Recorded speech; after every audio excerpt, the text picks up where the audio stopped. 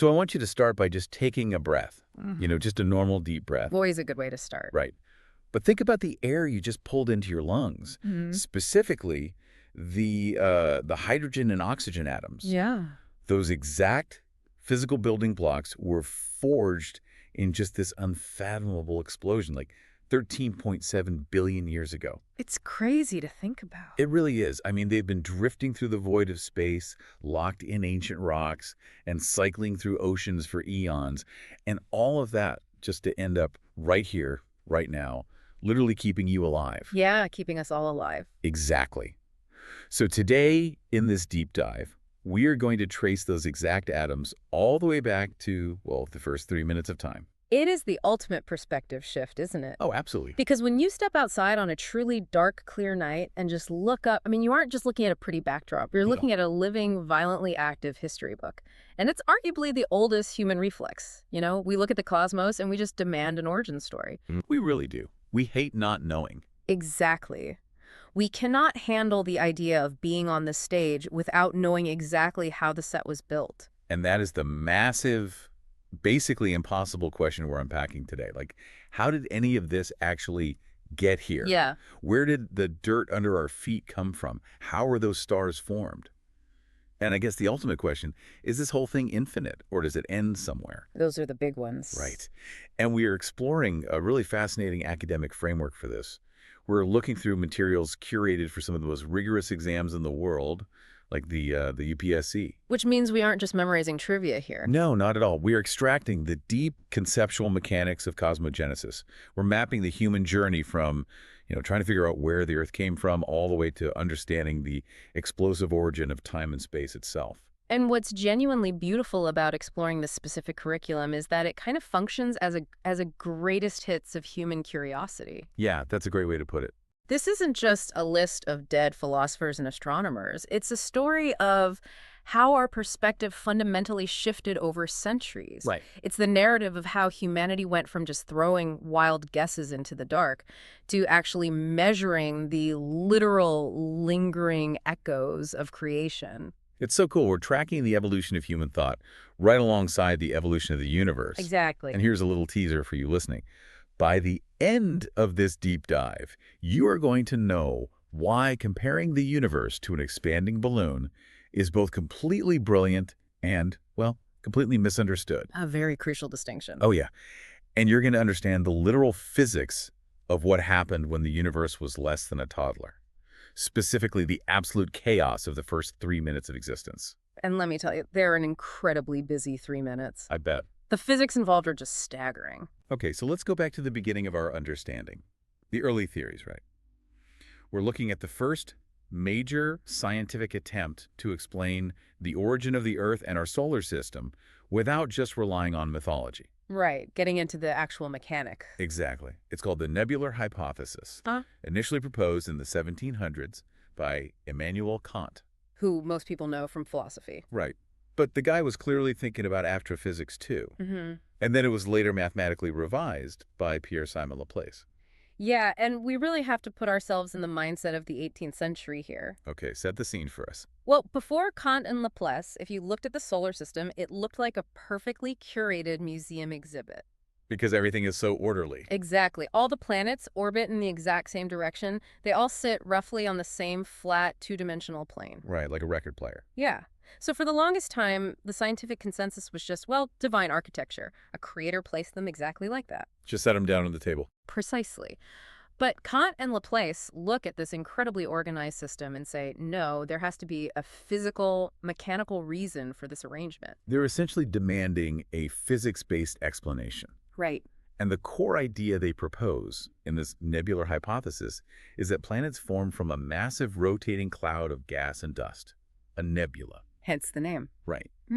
And the process they describe is that the sun formed first in the center, and this massive surrounding cloud of leftover material just slowly rotated around it. Over a very long time. Yeah, over millions and millions of years. And eventually, that gaseous matter condensed, cooled, and became the planets. That is the foundation of it. They're applying the fundamental laws of physics, specifically gravity and angular momentum, to the grandest scale imaginable. Right. Gravity is the pulling force, drawing matter inward, and angular momentum is the spinning force, keeping things moving in a circle. Okay, let's unpack the mechanics of that, because the visual of a spinning cloud turning into a flat solar system is just fascinating to me. It really is. It reminds me of, like, tossing a ball of pizza dough in the air. Oh, I like that. Yeah, you start with this shapeless spherical lump of dough, right? But as you spin it, the physics take over. The center stays relatively thick, but the centrifugal force pushes the edges outward, stretching it and flattening it into a disk. That's a really good visual. Is that what's happening to this giant gas cloud? That is a phenomenal, highly accurate analogy for the macro level physics, actually. Oh, awesome. Let's look closely at why that happens in space, though. You start with this massive, three-dimensional, roughly spherical cloud of gas and microscopic dust. Yeah. It's incredibly cold, and it has a very slight, almost imperceptible spin to it. Just a tiny bit of rotation. Right. As gravity starts pulling all this material inward toward the center, something called the conservation of angular momentum kicks in. Which is... It's the exact same reason an ice skater spins faster when they pull their arms in. Oh, right. As the cloud shrinks, the rotation speeds up. Exactly. Yeah. Now, as it spins faster and faster, you have trillions of particles colliding with each other. Just chaos in there. Total chaos. Particles moving up and particles moving down crash into each other, and their vertical energies essentially cancel each other out. Oh, I see. But because the entire cloud has an overall rotational direction, the sideways motion is preserved. That makes so much sense. Yeah, so over eons, all those vertical collisions collapse the cloud along the z-axis, leaving only that flat, spinning disk. Your pizza dough. That is incredible. So the solar system isn't perfectly flat because someone placed the planets carefully on a table? No. It's flat because trillions of microscopic traffic accidents canceled out all the vertical movement, leaving only the spin. Precisely. It's the messy, leftover result of a physical process. Kant and Laplace provided a visually elegant, mathematically sound, mechanical explanation. It's a huge leap forward. It really is. I want you to really visualize what they were proposing. To look at the solid ground outside your window, the mountains, the oceans, and realize that according to this theory, every ounce of it used to be a wispy, spinning fog of gas. That's wild. And over unimaginable stretches of time, the gravity within that slowly rotating disk caused denser pockets of fog to pull in more material, condensing from a diffuse haze into solid, rocky spheres. So the nebular hypothesis really is the bedrock for all planetary science. It fundamentally shifted how we view our origins. It did. But, as with all early science, elegance doesn't always equal absolute truth. As we look further into this academic framework, it's pretty clear the spinning cloud theory wasn't the only idea dominating the conversation. No, it wasn't. In science, consensus is hard-won. Yeah, people are always going to argue. Always. You had other astronomers looking up at the sky, observing the sheer chaotic violence of the universe, and wondering if our origins were a bit more dramatic. A bit more action-packed. Exactly. A slow, peaceful condensation just felt a bit too, well, too calm. Which brings us to the cosmic close calls. Yes. The framework outlines the planetesimal theory, which is also known as the tidal theory. This was proposed by Thomas Chamberlain and Forrest Moulton, and then later expanded upon by James Jeans and Harold Jeffreys. Right. And if the nebular hypothesis is a slow-burn documentary, this theory is a full-on Hollywood blockbuster. It has a very distinct cinematic flair to it. It relies on a catastrophic event. The drama is intense. Yeah, here's the core proposition, right? Yeah. A wandering star, completely independent of our solar system, just passed extremely close to our sun. Just came cruising right through our stellar neighborhood. Exactly.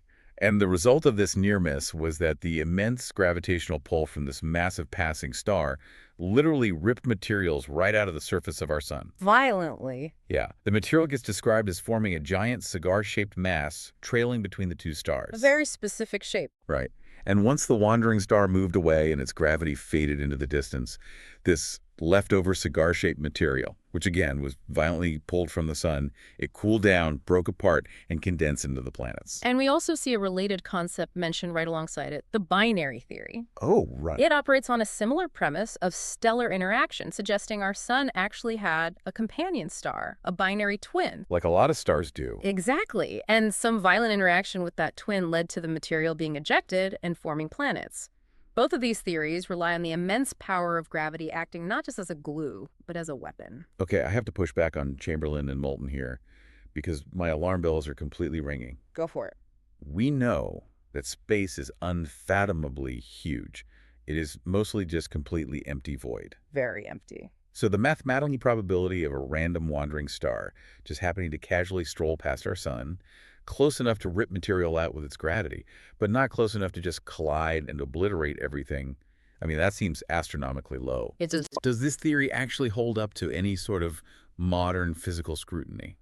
Your skepticism is entirely validated, and it is the exact reason these catastrophic theories eventually fell out of favor. Okay, so I'm not crazy. Not at all. The distances between stars are so vast that near collisions are vanishingly, almost impossibly rare. Just statistically impossible. Right. To put the emptiness of space into perspective, if the sun were the size of a grapefruit sitting in New York City, the nearest star, Proxima Centauri, would be another grapefruit sitting somewhere in Los Angeles. Oh, wow. Yeah. The odds of two grapefruits randomly wandering across the country and grazing each other are essentially zero. That analogy perfectly highlights how isolated we really are. It just feels too lucky, an entire origin story relying on a 1 in a trillion cosmic hit and run. It is entirely reliant on a rare coincidence. However, and this is a crucial takeaway from an academic standpoint, we absolutely should not dismiss these theories as useless or foolish. Yeah, they served a massive purpose in the evolution of our understanding. Think about the concept of tidal forces. Okay. Jeans and Jeffreys forced the scientific community to look at gravity as an active, dynamic, and potentially destructive sculpting force between celestial bodies. Oh, I see. Because before this, Condell Plass were just using gravity as a gentle gathering force. Right. Just slowly, peacefully pulling dust together. Exactly. The tidal theory introduced the reality that gravity can stretch, tear, and rip massive stellar bodies apart. Which we know happens all the time with black holes and things. Precisely. Think about how the moon's gravity pulls the Earth's oceans to create tides. Now scale that up to a star pulling plasma off another star. That's terrifying. It is, but even if the exact scenario of the hit-and-run star was wrong, the mechanics of gravitational shearing and tidal disruption were essential tools that later astrophysicists desperately needed to understand how galaxies and black holes interact. That makes perfect sense. So it's a vital stepping stone in the physics, even if the historical event itself didn't happen. So if the wandering star was mathematically rejected, how did science reconcile this? Yeah. Did they just throw their hands up and go all the way back to Kant's spinning cloud of pizza dough? They did go back to the spinning cloud, yes. Okay. But they didn't go back empty-handed. They brought much better 20th century physics with them. Enter the modified nebular theory, Yes. proposed by Otto Schmidt in Russia and Carl von Weizsäcker in Germany. Yeah. We are moving into the 1940s now. Right. They looked at the old nebular hypothesis, stripped out the flaws, and gave it a rigorous upgrade based on modern chemistry and thermodynamics. The major upgrade was defining the actual ingredients of this cloud much more accurately and explaining the exact microscopic mechanism of how gas turns into a solid rock. The curriculum is incredibly specific here. It states that the early sun was surrounded by a cloud of gas, predominantly hydrogen and helium, the lightest elements, mixed with microscopic solid dust particles. Right. And the process of planet formation wasn't just this vague magical condensation that Kant proposed.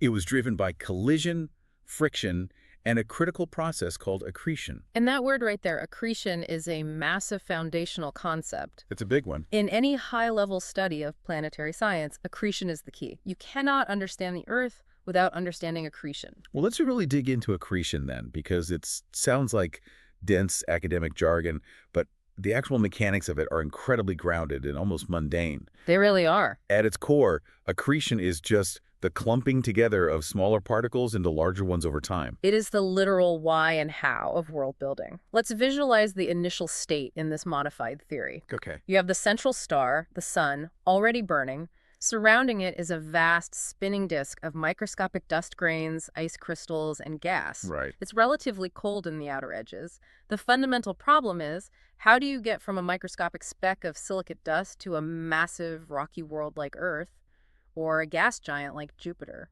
Through endless collision and friction. The particles in this crowded spinning disk are constantly bumping into each other. They are bumping into each other, yes. But why do they stick? In the very early stages, when the particles are tiny, They don't have enough gravity to pull each other together. Because they're microscopic. Right. Instead, they rely on physical and chemical forces. It's electrostatic force. They literally stick together through static electricity, much like dust sticks to a balloon. It makes me think of rolling a snowball down a hill. You start with a handful of snow, you roll it, and it physically packs more snow onto itself. Great example. And the bigger it gets, the more surface area it has to pick up even more snow, and its own weight starts packing it denser and denser. Or, honestly, to bring it right into the listener's living room, think about dust bunnies under a bed. Dust bunnies. I actually love where this is going. Walk me through the physics of the dust bunny. Think about it. When you sweep under a bed that hasn't been touched in a year, you don't find a perfectly smooth, even layer of microscopic dust coating the floor. No, definitely not. You find these massive, tangled clumps. Why? Because a few microscopic particles of dust catch on each other due to static electricity. Right. Once they form a tiny clump, that clump has more surface area, so it physically catches more dust floating by. It tangles up. And soon you have this massive dust bunny that started from invisible particles. That is essentially planetary accretion, right? Just on a domestic scale instead of a cosmic one. That is a surprisingly elegant and accurate analogy. Thank you. In the early solar system, electrostatic forces created cosmic dust bunnies. But here is where the physics scale up dramatically. Okay, tell me. On a cosmic scale, once that dust bunny of ice and rock reaches a certain mass, maybe a few kilometers across, the electrostatic forces are no longer the main driver. Because gravity takes over. Exactly. Its own gravity becomes the dominant force. It stops relying on just accidentally bumping into things, and its gravitational field starts actively pulling surrounding material toward itself. It becomes a vacuum cleaner. A giant cosmic vacuum cleaner. The larger it gets, the stronger its gravity. The stronger its gravity, the faster it sweeps up all the gas and dust in its orbital path. It snowballs out of control. Right. It grows from a clump of dust into a planetesimal, then it collides with other planetesimals to become a protoplanet, and eventually a fully fledged planet. And all those collisions generate an incredible amount of heat, don't they? Immense kinetic energy. When massive rocks smash together at thousands of miles an hour, that motion is converted directly into heat. So it's not peaceful at all. Oh, not even a little bit.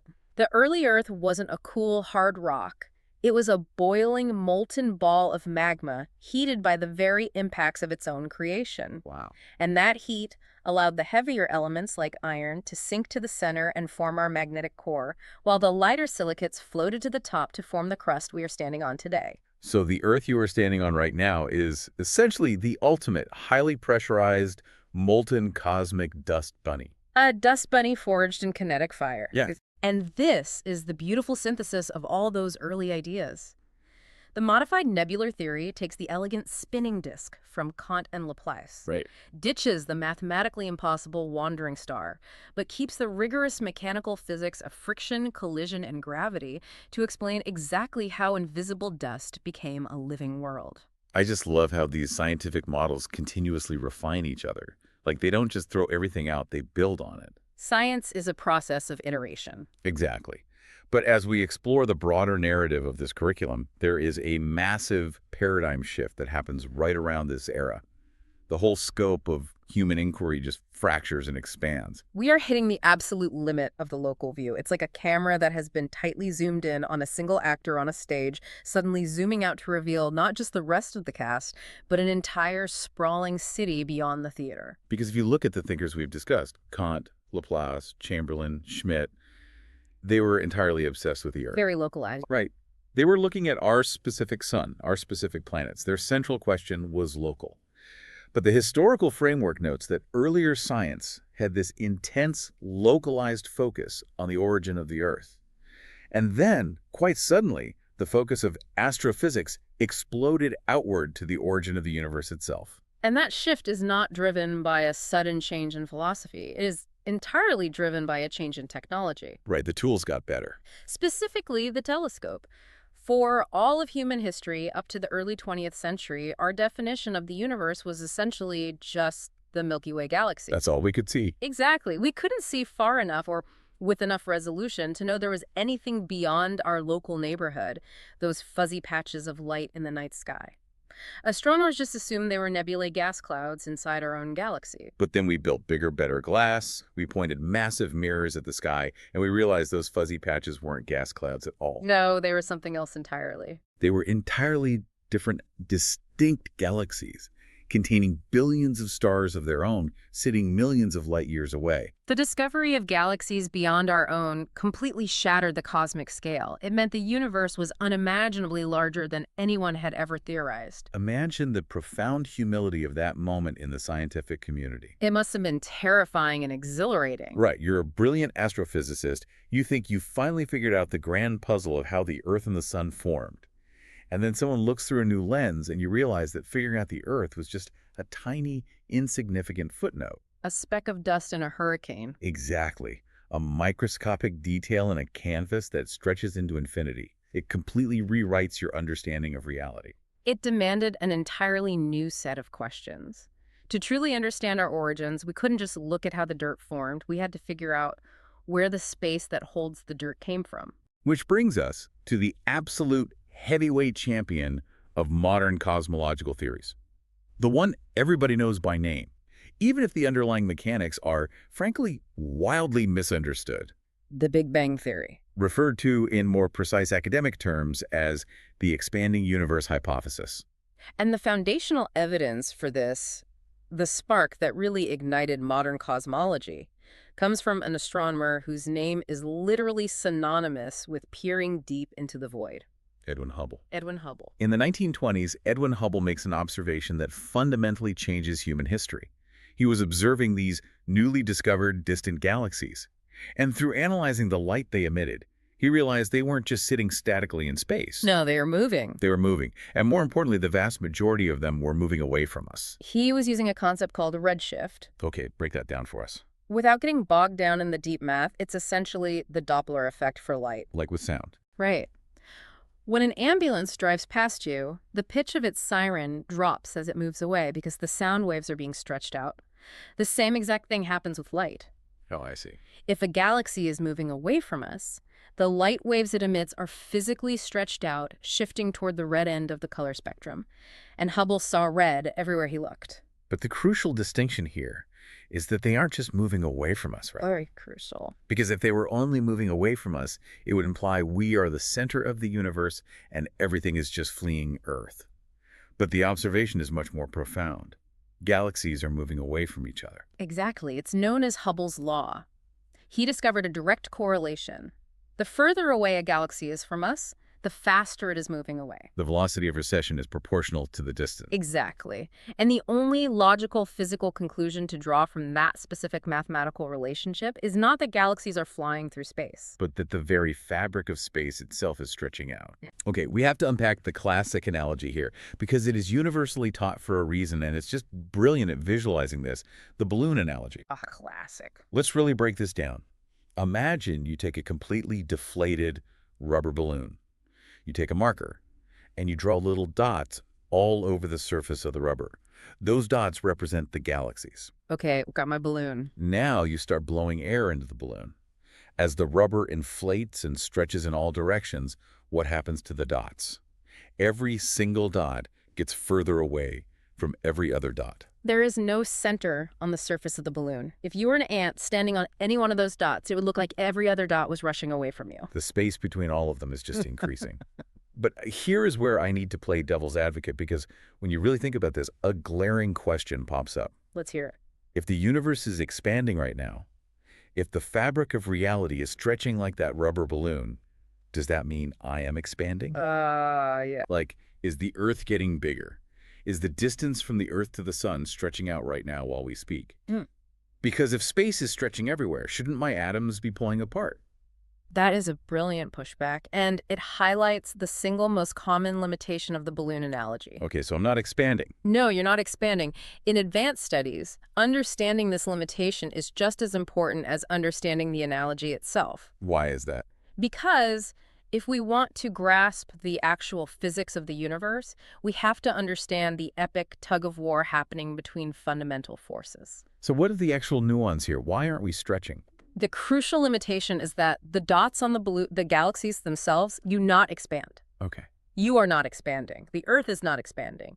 The solar system is completely stable in size. It is only the vast, empty intergalactic voids between the galaxies that are increasing in volume. But why? If space is stretching everywhere, why is my local space ignoring the expansion?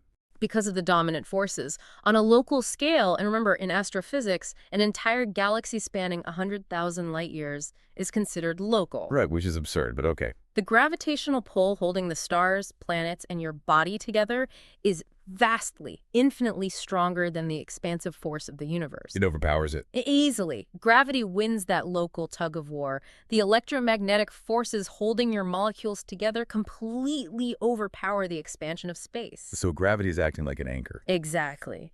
But when you look at the unimaginable empty voids between galaxy clusters out there in the deep dark, gravity loses its grip. Because things are too far apart. Right. Gravity becomes incredibly weak over those massive distances. So the expansive force of the universe, what we now call dark energy, takes over.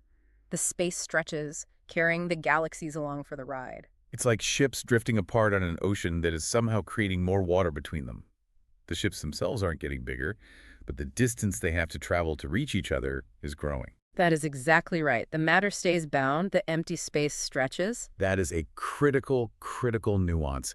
If you are listening to this, lock that detail into your brain. Space expands, but the stuff inside the space stays bound by local gravity and nuclear forces. A very important exam takeaway for sure. All right, so we know the universe is expanding outward right now. The balloon is inflating as we speak. Let's do what theoretical physicists did and hit rewind. Let's run the tape backward. Okay, rewinding. If things are moving apart today, it means yesterday they were closer together. And 1 billion years ago, they were much closer. If we run that cosmic tape all the way backward, exactly 13.7 billion years, what happens? You reach the ultimate origin point.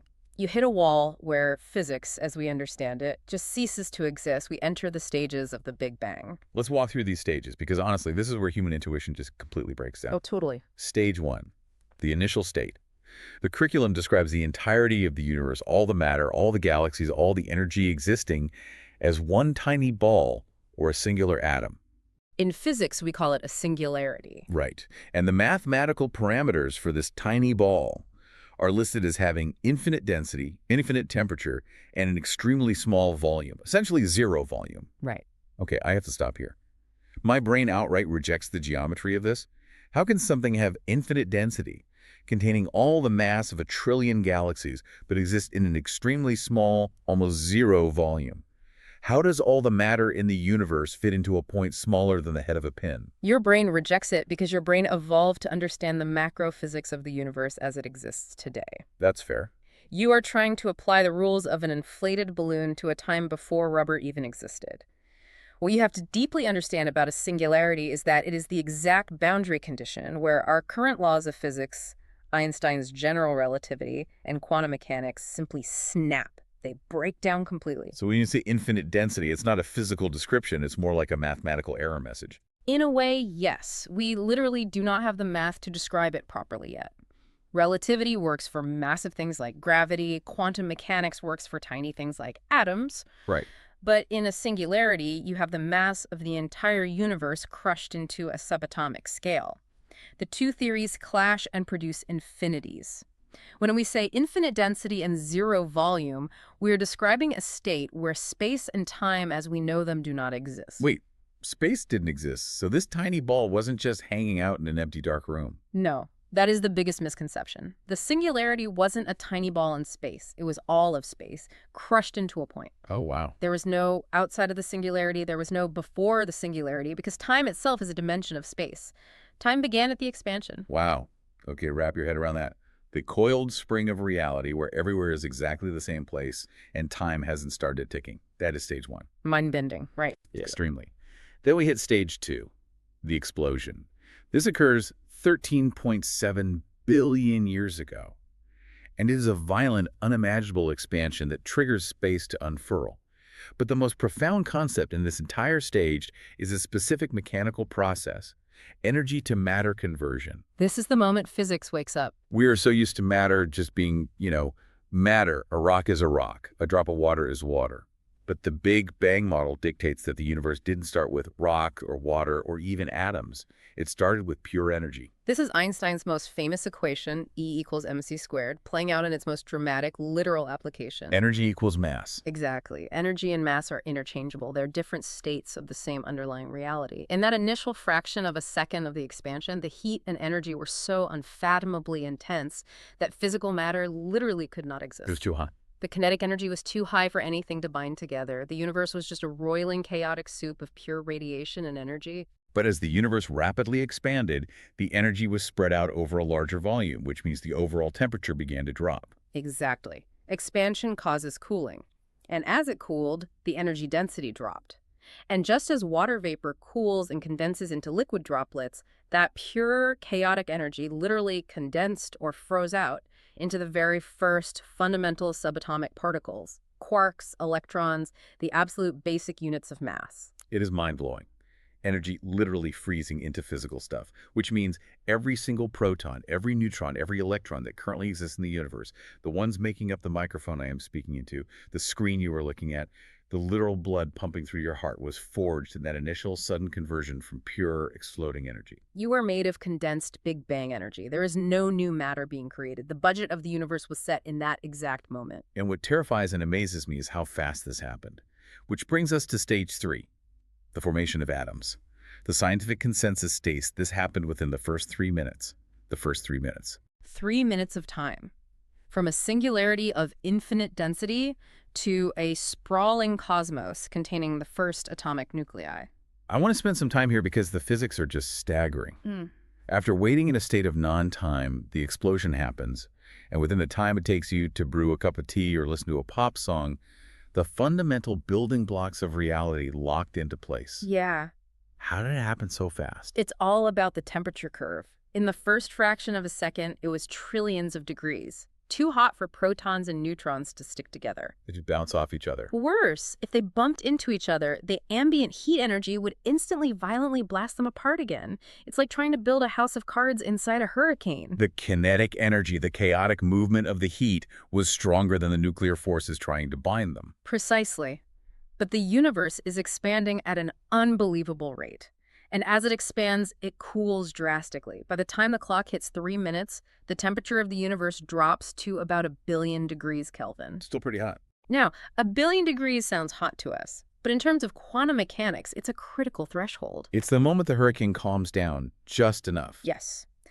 At 1 billion degrees, the kinetic energy of the particles drops below the threshold of the strong nuclear force. The strong nuclear force is the glue that holds atoms together. Suddenly, when a proton and a neutron bump into each other, they don't blast apart. The strong force grabs them, binds them, and holds on. And boom, you have a nucleus. You have the nucleus of hydrogen and shortly after, helium. The first elements are born. The universe is now filled with a plasma of hydrogen and helium nuclei and a sea of free-floating electrons, all within 3 minutes. But it wasn't a universe we would recognize yet. It wasn't done. No, not yet. Stage 4 takes a bit longer. We fast forward 300,000 years. The universe continues to expand. It continues to stretch out, and therefore it continues to cool. The temperature drops to about 4,500 Kelvin. Which is roughly the temperature of the surface of a cooler star. Still incredibly hostile, but frigid compared to the initial blast. Right. And at this specific temperature, a monumental shift occurs. Atomic matter fully forms. The electrons finally bind to the nuclei. But the resulting effect is what fascinates me. The curriculum notes highlight a massive reveal. At 300,000 years, the universe became transparent. This is a beautiful piece of physics. When we say the universe became transparent, we really have to understand what it means for the universe to be opaque before this. I think the instinct for a lot of people is to assume space is just empty, right? So how could space be opaque? Well, space is empty now, but for the first 300,000 years, the universe was much smaller, which means all that matter was crammed together much more densely. Right. And because it was so hot, the electrons had too much energy to be captured by the protons. They were just flying around freely, completely untethered. This state of matter is called a plasma. A superheated, chaotic soup of charged particles. Exactly. Now think about light. Light is made of photons. In this dense free electron plasma, a photon cannot travel in a straight line. Because it keeps hitting things. Right. Every time a tiny photon tried to move forward, it would almost instantly smash into a free electron. The photon gets absorbed, scattered, and bounced in a random direction. It's like trying to run in a straight line through a packed concert crowd while blindfolded. You are going to bounce off 100 different people and get absolutely nowhere. A perfect analogy. So if you were somehow standing there in the early universe, ignoring the fact that you'd be instantly vaporized into a trillion subatomic particles, Minor detail. you wouldn't see black space with stars. You wouldn't see anything. It would just be a glowing, blinding, brilliant white fog of trapped light, a completely opaque wall of radiation. Light simply could not travel. But then, at that 300,000 year mark, the temperature drops to 4,500 Kelvin. That is the magic thermodynamic number, the recombination era. At 4,500 Kelvin, the electrons finally lose enough kinetic energy to slow down. And as they slow down? The electromagnetic pull of the protons finally captures them. The electrons drop into orbit around the nuclei, forming the first stable neutral atoms of hydrogen and helium. The concert crowd suddenly all sits down in designated seats. Exactly. And once all those chaotic, free-flying electrons are locked away inside neat little atoms, the fog clears. Wow. The plasma becomes a neutral, transparent gas. And suddenly, for the very first time in the history of existence, those trapped photons have a clear path. They can fly freely through the newly empty space without hitting anything. The universe became transparent. That moment is quite literally the first time there was light traveling across the cosmos. It was the absolute dawn of visibility. And here is the most poetic fact in all of astrophysics. That initial burst of free light didn't just disappear. It's still going, isn't it? It has been traveling through the expanding universe for 13 billion years. As space expanded, those light waves got physically stretched out, shifting from visible light down into the microwave spectrum, but it is still washing over the Earth right now. We can literally still see the flash from the clearing fog. We can measure it. It's called the cosmic microwave background radiation, or CMB. It is a faint, uniform glow of microwave radiation coming from every single direction in the sky. That's the static, right? Yes. When you tune an old analog television between stations and you see that black and white static, Yeah. a small percentage of that static is your television antenna picking up the literal afterglow of the Big Bang. That is profound. You can see the birth of the universe on a broken TV. The Big Bang model, supported by Hubble's expansion and the CMB, is an incredibly robust, evidence-backed narrative. It feels ironclad. It is very strong. But we know from looking at the history of science that no reigning champion goes unchallenged. Nor should they. Science absolutely requires skepticism and adversarial theories to function properly. If you want to prove a theory is strong, you have to try your hardest to poke holes in it. Which brings us to a fascinating challenger in the history of cosmology. Before the Big Bang was universally accepted as the absolute truth, it faced a very serious rival. It was called the steady-state theory, proposed in the mid-20th century by a brilliant British astronomer named Fred Hoyle, along with Thomas Gold and Hermann Bondi. And we should establish right away that Fred Hoyle was no amateur. He was a titan of astrophysics. Oh, completely. In fact, in a wonderful piece of historical irony, Hoyle is actually the person who coined the term Big Bang. Wait, really? Yeah. He used it during a radio broadcast, originally intending it as a sarcastic insult to make the explosive origin theory sound ridiculous and cartoonish. That is hilarious. Insult stuck. Yeah. Became the official name, and his own theory ended up being defeated by it. But let's take Hoyle's theory seriously because it's philosophically beautiful. It really is. The core idea of the steady-state theory is the complete opposite of the Big Bang. Hoyle proposed that the universe is essentially constant over time. It is eternal. It had no explosive beginning and will have no dramatic end. The perfect cosmological principle. It dictates that the universe looks basically the same from any point in space and at any point in time. An infinitely old, infinitely large universe that just is. Always has been, always will be. But wait, we already established Hubble's discovery. We know for a fact that galaxies are moving apart. The balloon is inflating. If space is stretching out, but Hoyle thinks the overall universe never changes. How does he solve the math? Good question. Because logically, if everything's flying apart, eventually the universe would just thin out and become mostly empty space. The density would change. That is the exact paradox Hoyle had to solve, and his solution was both mathematically clever and wildly controversial. How did he do it? To keep the density of the universe perfectly constant while the volume of space expands, the steady-state theory proposed a mechanism called continuous creation. Continuous creation. Yes. Hoyle hypothesized that completely new matter, specifically hydrogen atoms, was continuously, spontaneously popping into existence out of absolutely nothing, right in the expanding empty spaces between the galaxies. Just spawning into reality to fill the gaps. Exactly. The rate of creation required was incredibly small, just a few atoms per cubic mile of space per year, which made it impossible to detect or disprove in a laboratory. Oh, that's convenient. Very. This constant trickle of new matter would eventually clump together to form new galaxies, perfectly replacing the old galaxies that were drifting away over the horizon. The overall picture, the density of the canvas, never changes. It's an elegant workaround, but it fundamentally violates the conservation of mass and energy, doesn't it?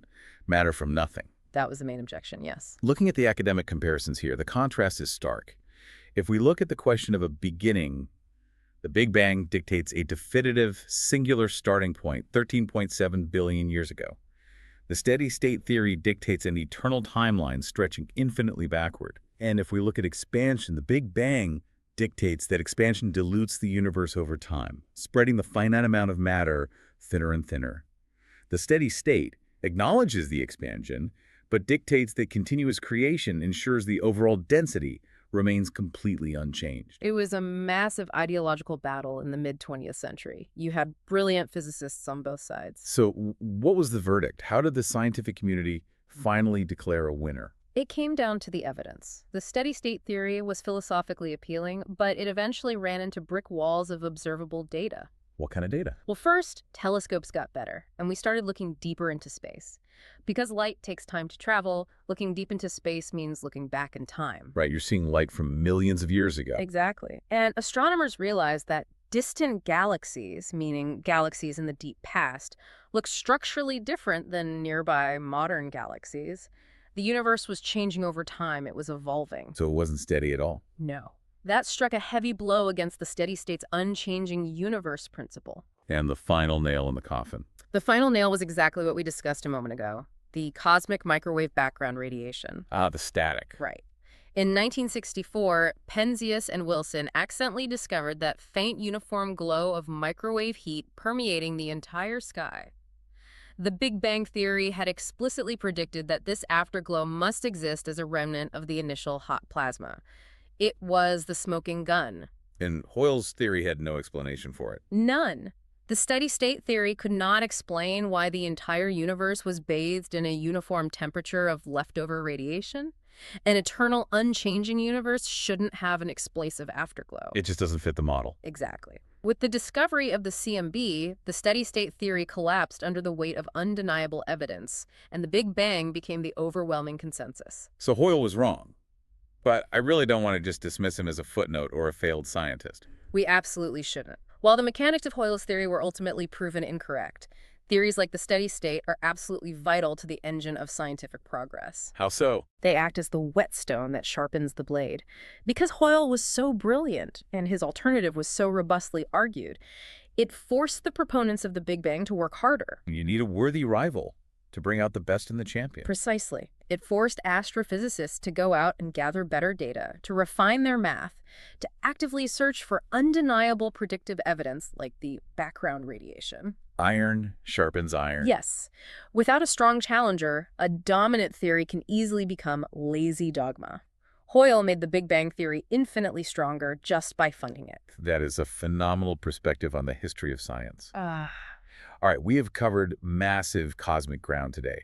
Let's do a quick wrap-up of the historical and physical journey we have just taken. Sounds good. We started in the 1700s with the localized mechanical theories. Immanuel Kant and Pierre-Simon Laplace looking at the solar system and proposing the nebular hypothesis, the idea that our world condensed from a massive spinning pizza dough disk of gas and dust. Then we examined the dramatic detours of the tidal and binary theories, where we realized that while a wandering star probably didn't rip material from our sun, the gravitational shearing forces they described are a very real destructive mechanic in the wider cosmos. We watched the Russians and Germans, Schmidt and Weizsäcker, refine that spinning cloud in the 1940s, introducing the precise thermodynamics and the crucial mechanics of accretion.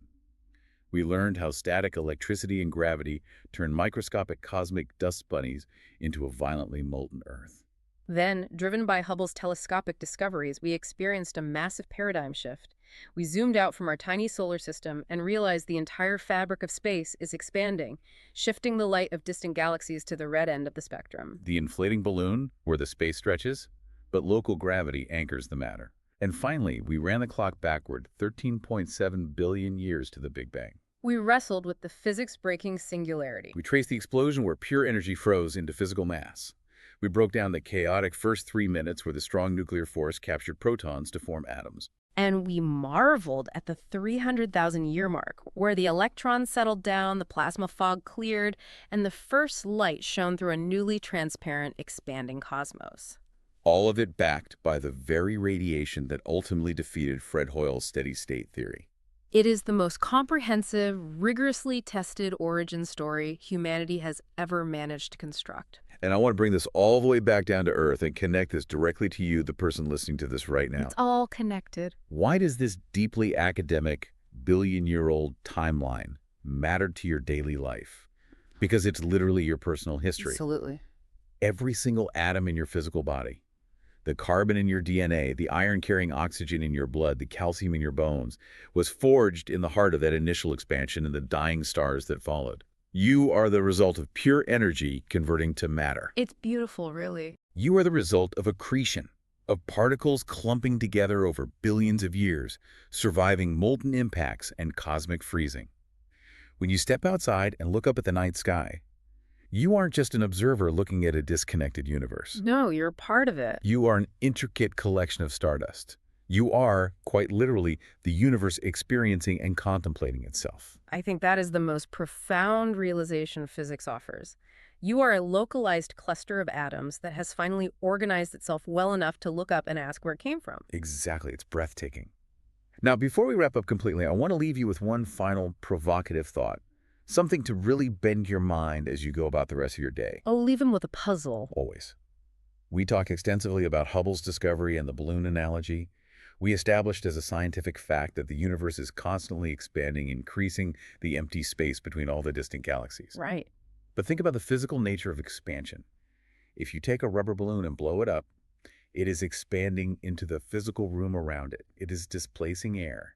Okay, I see where this is going. So, if the entire universe, the totality of all physical space, all time, and all reality as we understand it, is constantly expanding outward, what exactly is it expanding into? And that right there is the edge of the map. That is the question that keeps the greatest theoretical physicists and cosmologists awake at night. Let that one bend your brain for a while. Thank you so much for joining us on this incredible cosmic deep dive. Keep questioning the framework, keep looking up at the stars, and keep exploring.